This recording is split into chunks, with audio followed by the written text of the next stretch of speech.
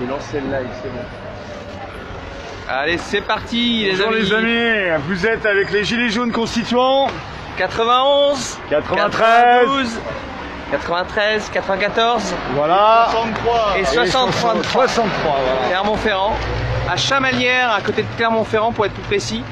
Et là, vous voyez ce qu'il y a à droite, c'est les bâtiments de la Banque de France du 63, qui a une spécificité, c'est que il y a les imprimeries de la monnaie, l'euro, mais aussi du franc CFA. Donc aujourd'hui les amis, on est venu parler esclavage, colonialisme monétaire, on est venu parler dette, on est venu parler de fait qu'on va se libérer de cette occupation financière qui est dans notre pays, parce que le problème commun à l'Afrique francophone comme à la France, c'est que les peuples ne contrôlent pas leur monnaie, pas de souveraineté monétaire. Et on sait bien que, voilà,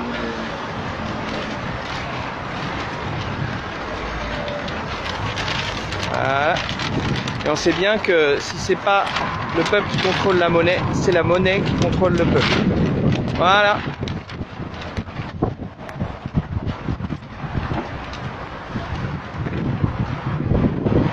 Voilà.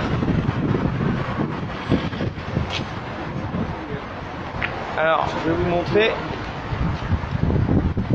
Voilà. Là, nous sommes à Chamalières, où il y a à la fois la Banque de France, mais aussi l'imprimerie principale de francs CFA et d'euros. Voilà.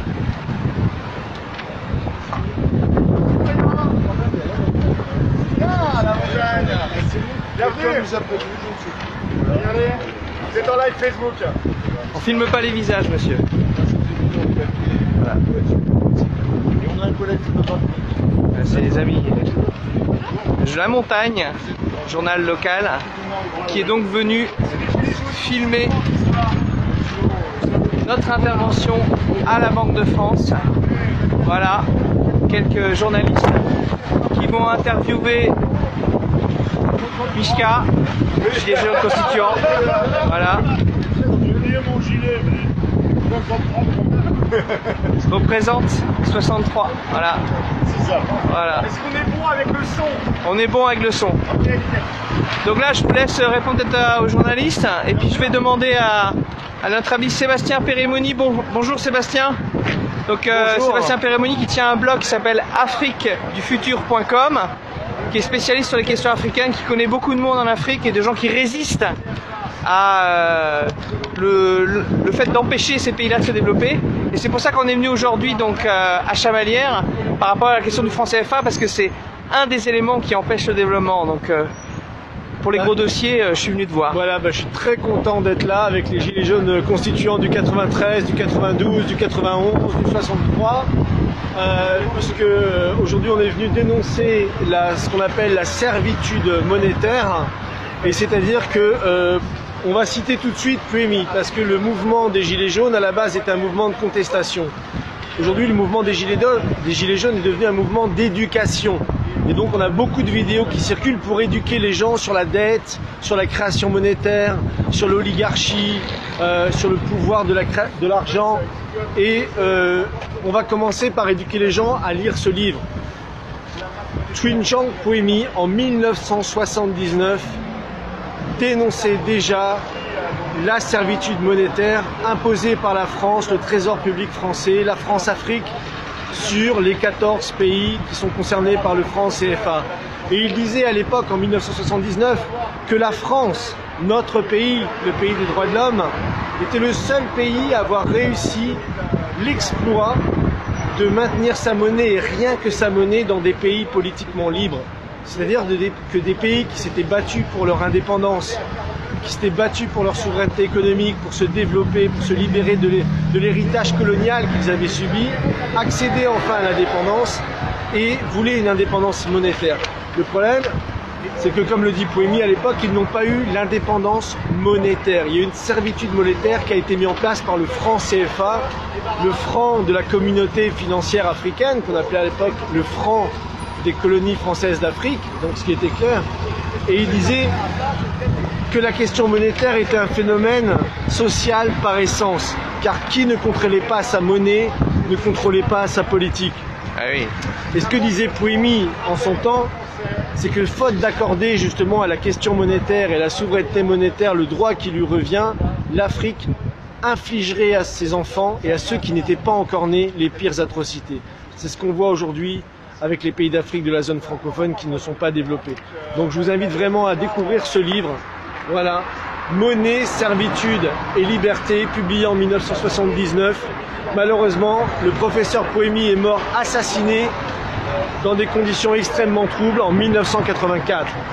Voilà, c'est lui, Joseph Pouémy, qui a été le précurseur, qui était de la Méditerranée. Voilà, économiste camerounais, qui a été un des premiers à comprendre le problème. Et il appelait le Fonds monétaire international le fonds de misère instantanée. C'est-à-dire que tous les pays qui passaient sous les fourches codines du Fonds monétaire international étaient réduits à la misère.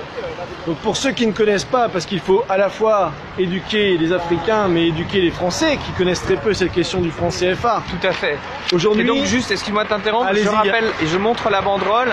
Je reviens tout de suite. Hein. Je rappelle, voilà. Bon, la banderole là, messieurs.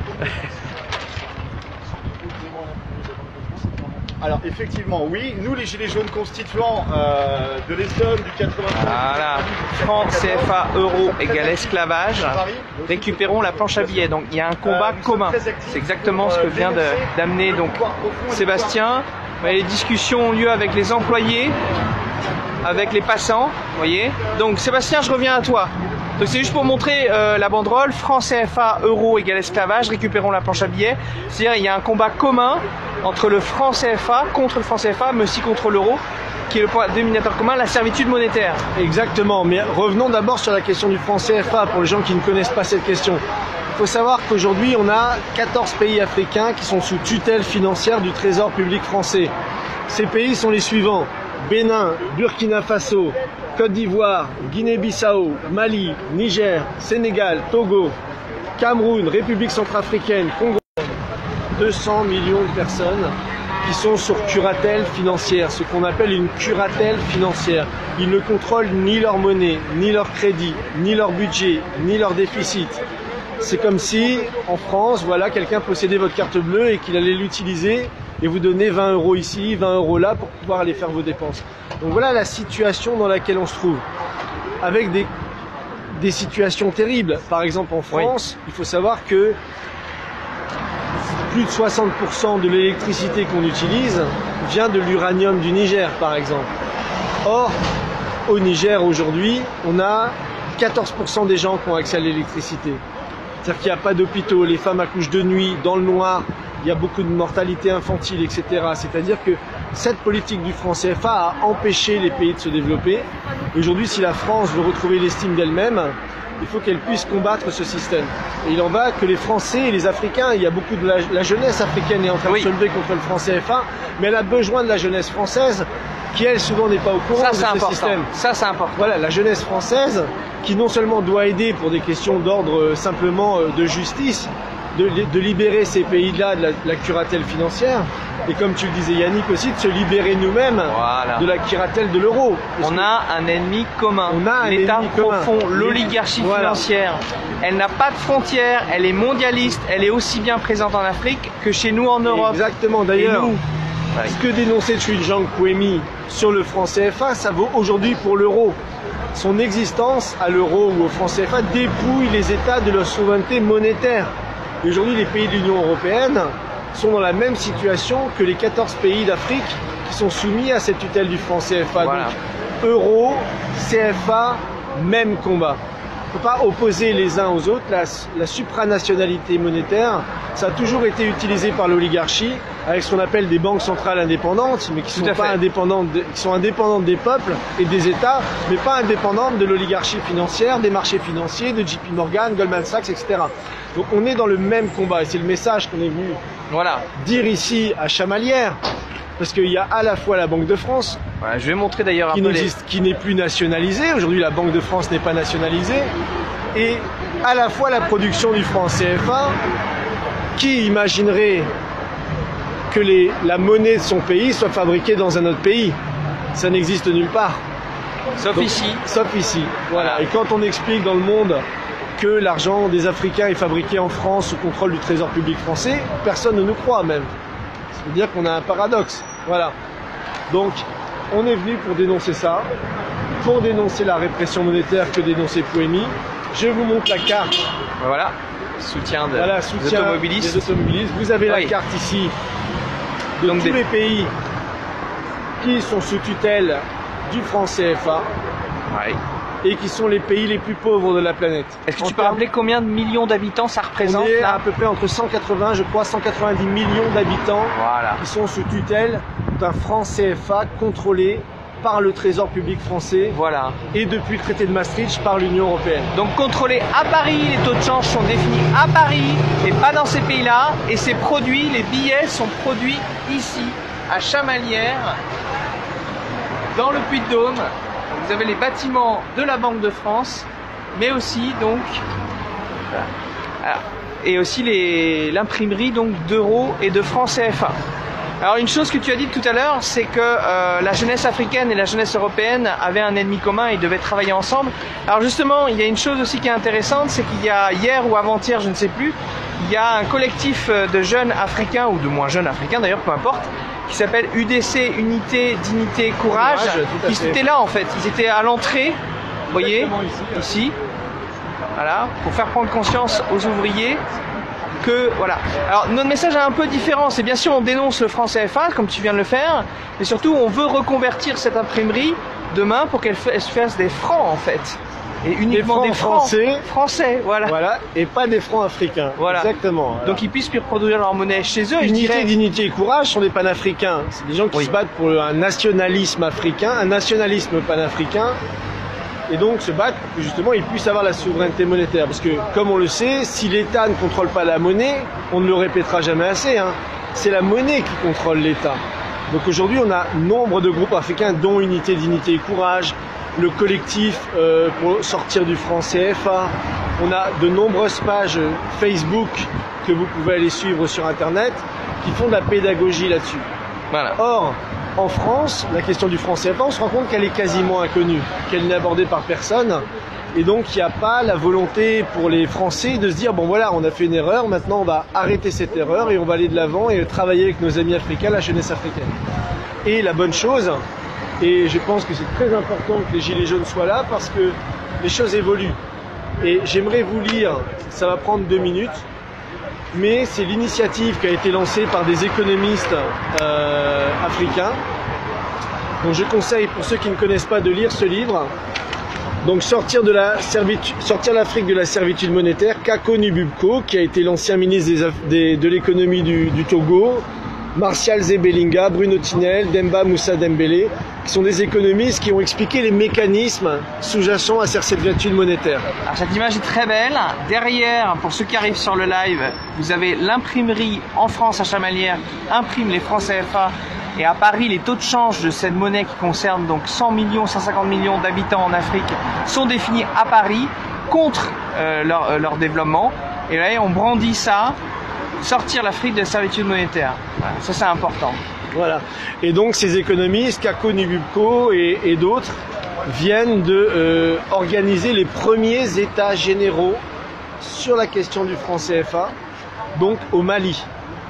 Donc ils étaient tout un groupe d'individus, donc je vais vous les citer, hein. Il y avait Aminata Dramane Traoré qui était ancienne ministre du Mali, Kako Nububko, ancien ministre du Togo, Mamadou Koulibaly de Côte d'Ivoire, Demba Moussa Dembélé du Sénégal, Issa Ndiaye du Mali, Martial Zebelinga du Cameroun, qui est l'auteur du livre, et Louis Magloire Kemayou et Taoufik Ben Abdallah de Tunisie et du Cameroun.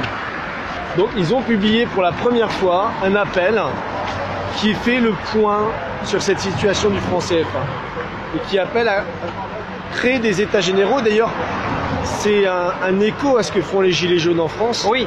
Puisqu'on voit de plus en plus sur les ronds-points, devant les centres de pouvoir, devant les grandes banques, devant les institutions, des Gilets jaunes qui demandent des états généraux, des cahiers de doléances, qui veulent reprendre le pouvoir, la souveraineté. Et donc, On va lire ce texte parce qu'on soutient les Gilets jaunes, soutient cette initiative. Donc, ils font d'abord un bilan du franc CFA. Et ils nous expliquent que cette monnaie n'a pas permis la transformation structurelle des économies qui l'utilisent et les échanges intracommunautaires dans la zone CFA, c'est-à-dire les 14 pays qui l'utilisent, demeurent de l'ordre de 15% contre 60% dans la zone euro. C'est-à-dire qu'il y a très peu d'échanges entre les pays africains entre eux du fait de cette monnaie. Ensuite, cette monnaie est arrimée à l'euro, donc elle est trop forte pour les économies qui l'utilisent, car elle agit comme une taxe sur les exportations et une subvention sur les importations. Donc on favorise l'exportation des matières premières et pas la transformation sur place. Elle nourrit la double répression monétaire et financière du fait de la prééminence de l'objectif de défense du taux de change fixe avec l'euro, au détriment du financement de l'économie intérieure en zone franc. Les réserves de change déposées au Trésor public français, censées en théorie assurer la stabilité du système, empêchent les États de réinvestir dans leur propre économie, dont nombre sont défaillantes. Ainsi, les pays qui utilisent le franc CFA sont aujourd'hui en queue de peloton des indicateurs de développement humain IDH, même si certains affichent des taux de croissance de l'ordre de 5%. Les billets et pièces CFA sont fabriqués exclusivement en France. C'est ce qui est dénoncé ici, nourrissant ainsi la persistance d'une sujétion vis-à-vis de l'ancienne puissance coloniale qui réduit fortement l'indépendance de facto des États qui utilisent cette monnaie. La décision du Conseil de l'Europe du 23 novembre 1998, exigeant d'être informé par la France de toute modification substantielle intervenant au sein de la zone franc, ajoute à la tutelle française celle de l'Europe et rend pratiquement impossible l'aboutissement heureux de toute initiative africaine en matière de gestion du dispositif monétaire relatif au franc CFA. La convertibilité du franc CFA avec le seul euro favorise les entreprises européennes, notamment les grands groupes français, au détriment d'autres entreprises qui souhaiteraient investir en Afrique, ce qui en soi constitue un frein à la concurrence libre et non faussée, dont se targuent pourtant régulièrement la Commission de Bruxelles. Ça c'est bien envoyé, on renvoie les arguments des ennemis dans les dents. Dans les gencives, Bruxelles. Voilà. Enfin, cette convertibilité permet à une classe de nantis africains, parce qu'il faut aussi dénoncer les collaborateurs africains. Donc là, ce sont des Africains qui s'expriment, voilà. Juste pour les gens qui arrivent dans le live. Je suis en train de lire un écrit qui s'appelle Les États généraux du franc CFA et ses alternatives, et sont écrits par des économistes, des universitaires, des politiques africains qui a été publié le 16 février, donc très récemment. Et pour ceux qui arrivent dans le live aussi, si vous voyez des caméras et tout ça, c'est parce qu'il y a des journalistes de la montagne qui sont venus couvrir notre événement, voir ce qui se passe là. Qu'est-ce qui se passe? Il y a des gilets jaunes devant la Banque de France à Clermont-Ferrand. Vas-y, continue. Donc enfin, cette convertibilité permet à une classe de nantis africains de déposer leur pécule amassé, plus ou moins légitimement dans des banques européennes sans réinvestir dans l'économie de leur propre pays, trahissant un manque de confiance dans l'avenir de leur pays tout en se préparant en catimini un parachute doré dans les pays occidentaux. C'est ce qui a pu être appelé à juste titre la servitude monétaire. Juste une parenthèse là-dessus, ce que disait l'un des co-auteurs de cette déclaration, c'est que le président de la Banque centrale des États d'Afrique de l'Ouest, qui gère le franc CFA en Afrique, gagne 30 000 € par mois. Le président de la BCEAO, voilà. Le président de la BEAC, la Banque des États d'Afrique centrale, gagne 30 000 € par mois.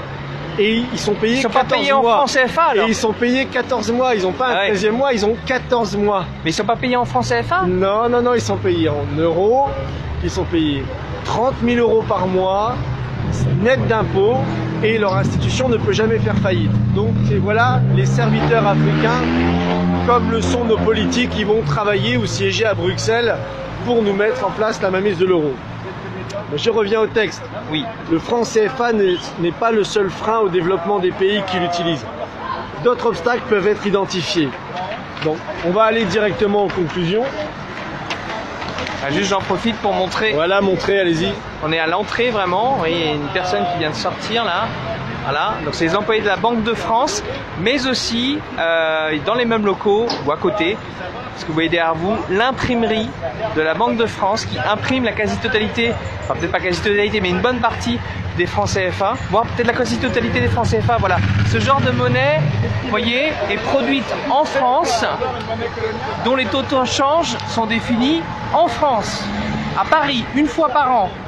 Voilà, l'agence France Trésor et plutôt le ministère de l'économie et des finances à Paris définit le taux de change entre le franc CFA et les autres monnaies, entre autres l'euro. C'est défini à Paris et c'est produit derrière nous à Clermont-Ferrand. Et donc vous voyez là la sortie et l'entrée. On est à l'entrée des voitures et ici c'est l'entrée des visiteurs.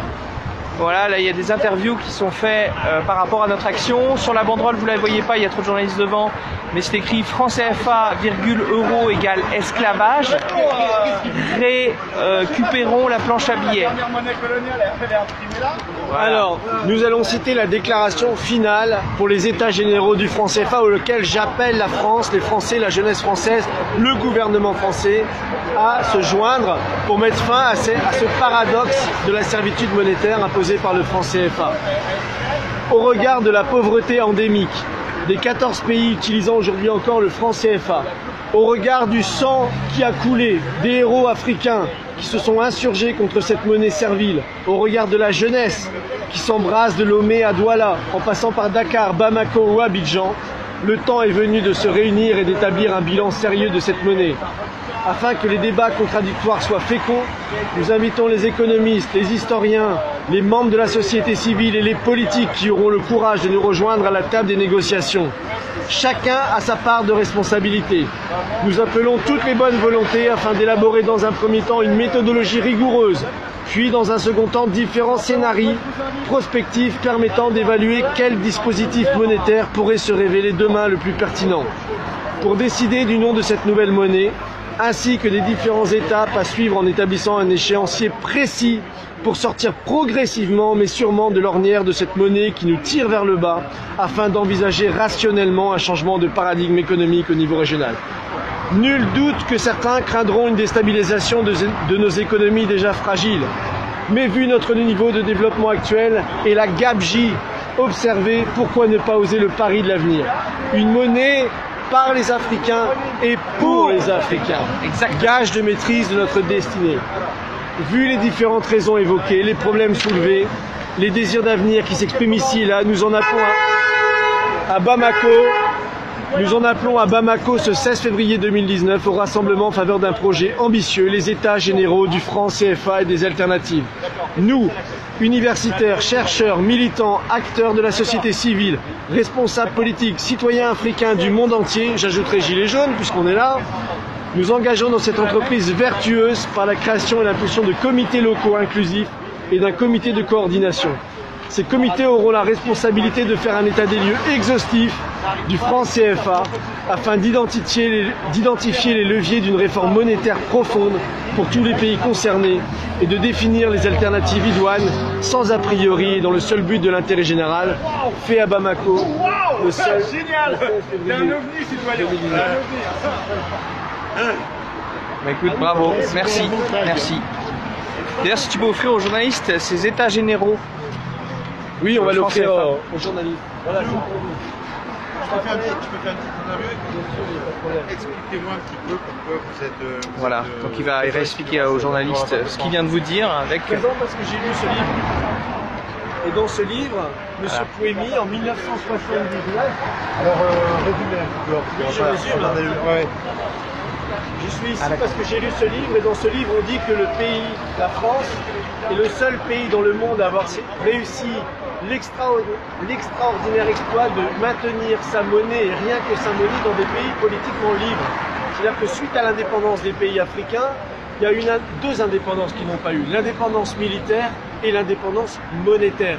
Et donc depuis les années 60, 14 pays d'Afrique, 200 millions de personnes sont sous tutelle du franc CFA, ce qu'on appelle le franc CFA, qui est une monnaie qui est gérée par le Trésor public français, avec la possibilité pour la France d'avoir un droit de veto dans les institutions de décision justement de la Banque centrale des États d'Afrique de l'Ouest et la Banque centrale des États d'Afrique centrale, donc, et qui permet justement de contrôler la politique budgétaire, la politique de déficit, la politique d'émission monétaire et de création monétaire.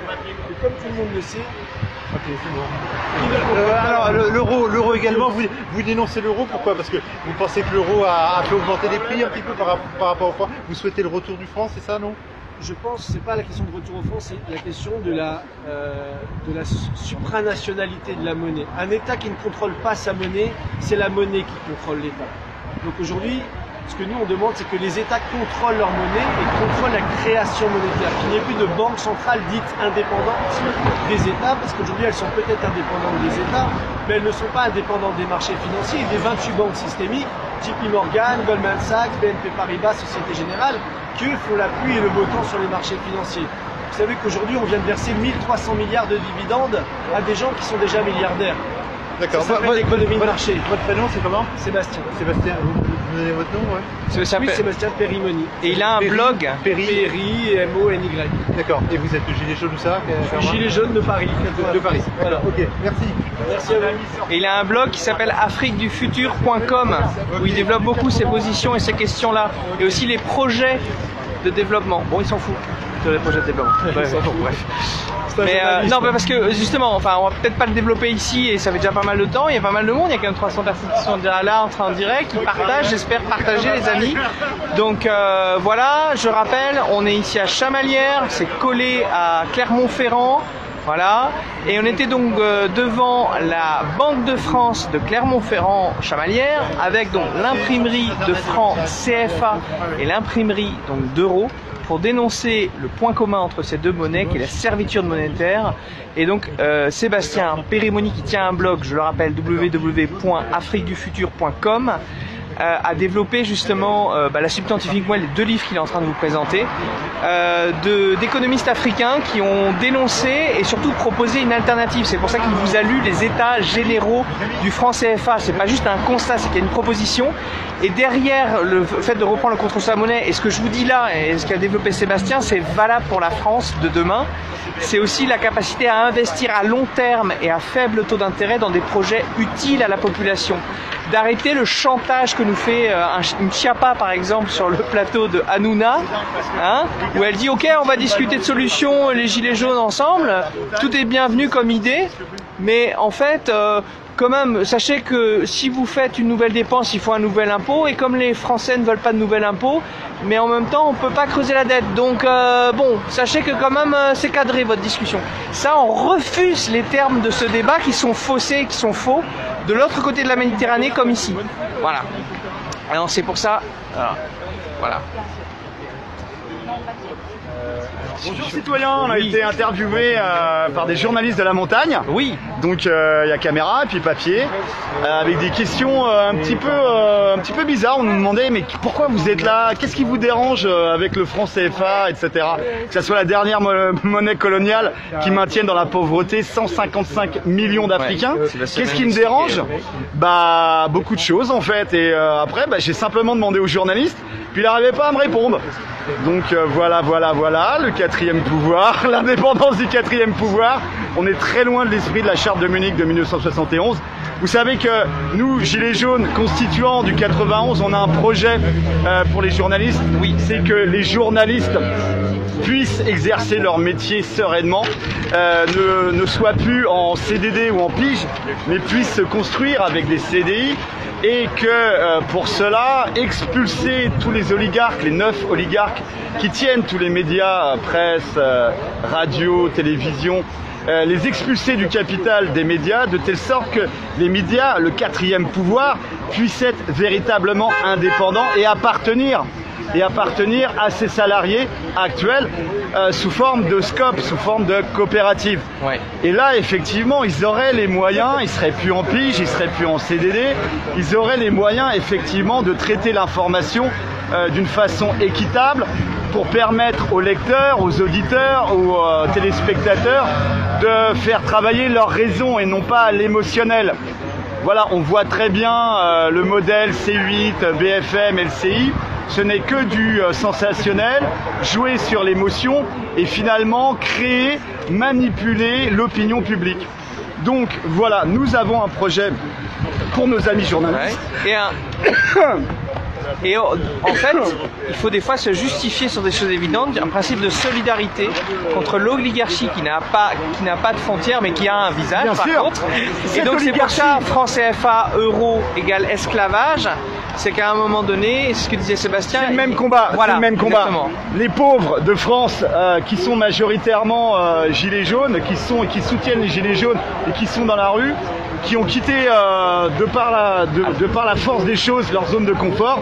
On n'a pas d'autre solution que de se battre pour nous, pour nos vieux, pour nos enfants, pour notre avenir.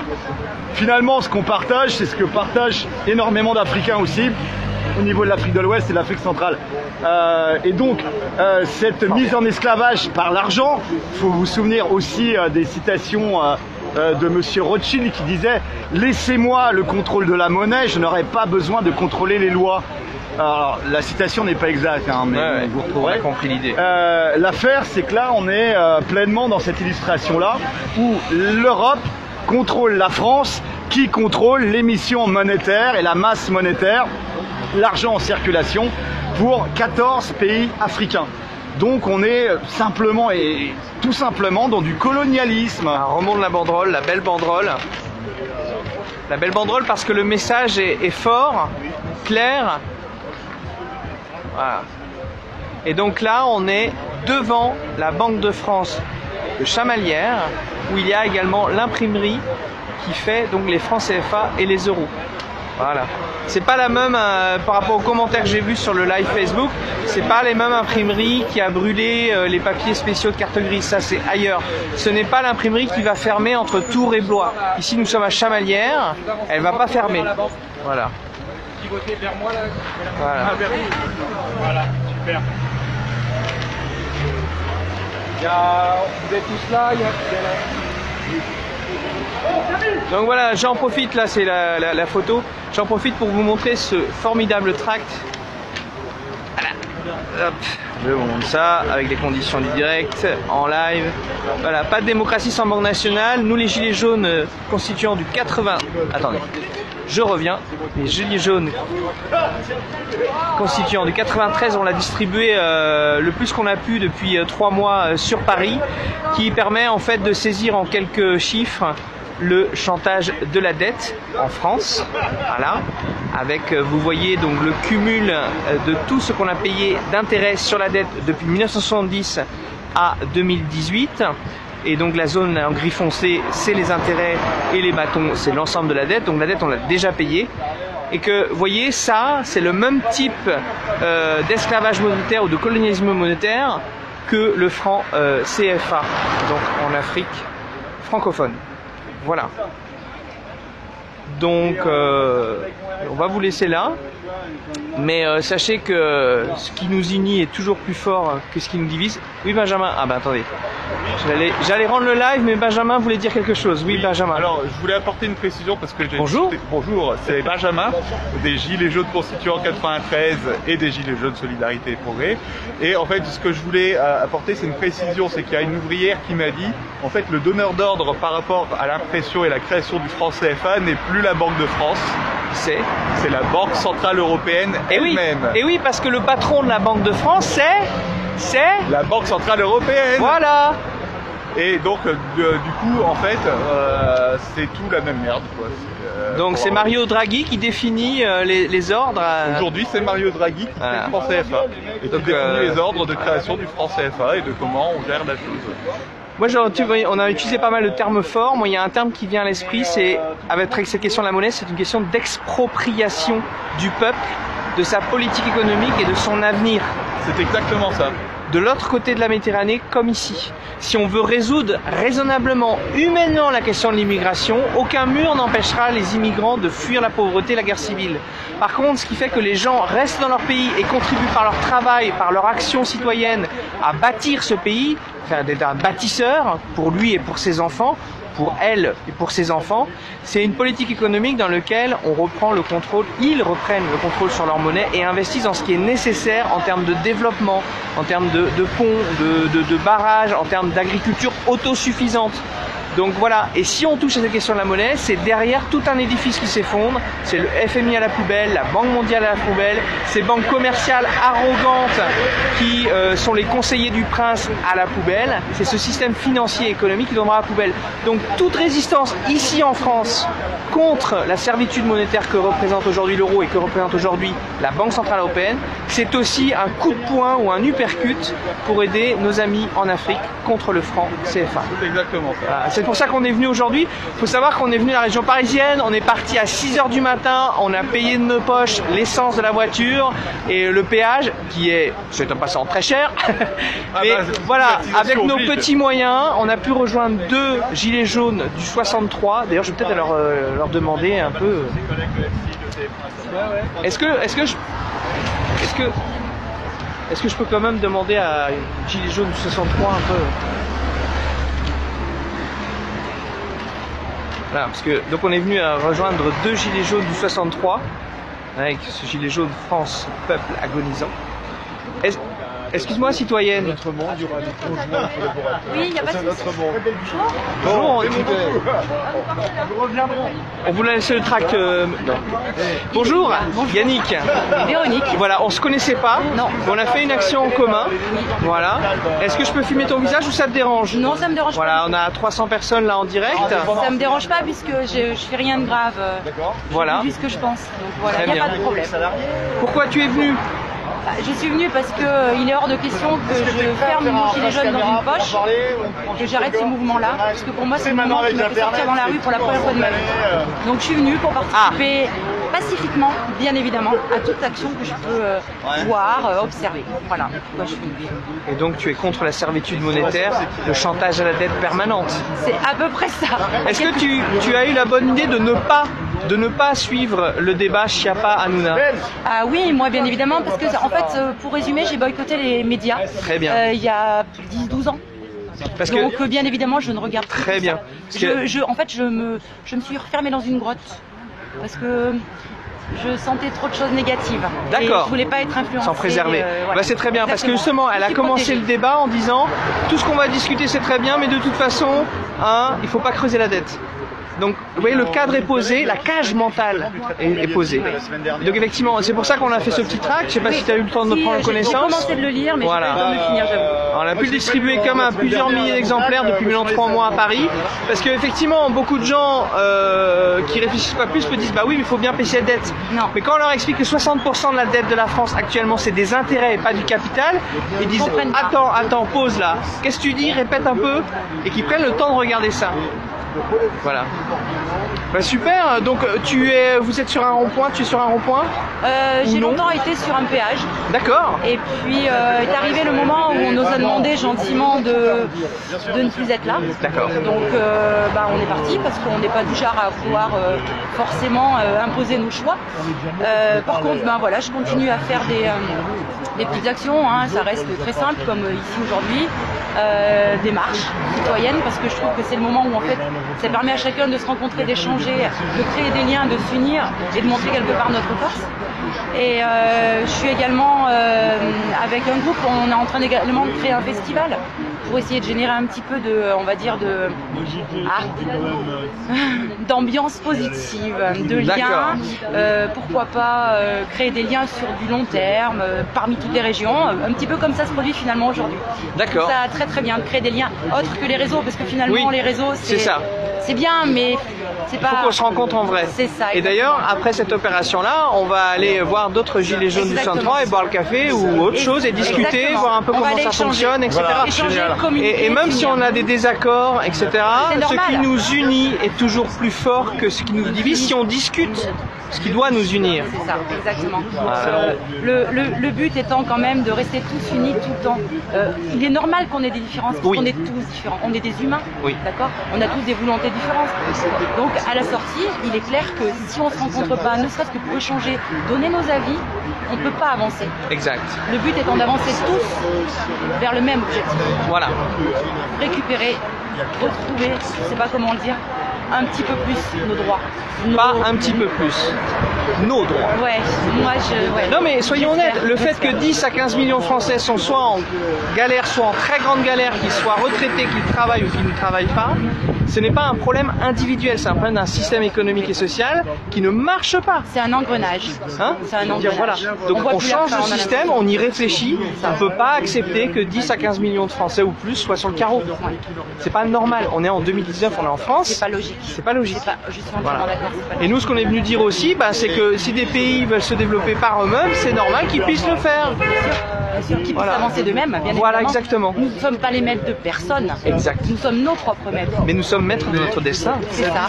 Et raison pour laquelle nous sommes dehors. Il y a quand même une chose qui est intéressante dans la Constitution actuelle, qui est très critiquée, c'est l'article 2, le gouvernement du peuple, par le peuple et pour le peuple. Si on s'amuse bien à lire la Constitution, quoi qu'il en soit. Déjà, il faut commencer par là, comme dit Monsieur Chouard. Voilà, Commençons ne déjà serait-ce- par lire la Constitution avant de la Exactement. critiquer. Ne serait-ce que D'abord, des petits lisons-la. morceaux, Ouais. déjà, ça sera un gros effort Voilà. pour nous à faire. Bah, très Ça, bien, je suis merci. entièrement d'accord. Merci à toi. Et puis, bah, à tout à l'heure pour le café alors. Bien sûr, on est Je remonte juste là. là. Ouais, je remonte la banderole juste. Allez, Et on va à arrêter là. Voilà. On continue à discuter. Voilà. Donc les Gilets jaunes constituants du 93, du 94, du 91 et du 63 étaient présents aujourd'hui pour dénoncer le franc CFA et l'euro comme une monnaie de servitude des peuples.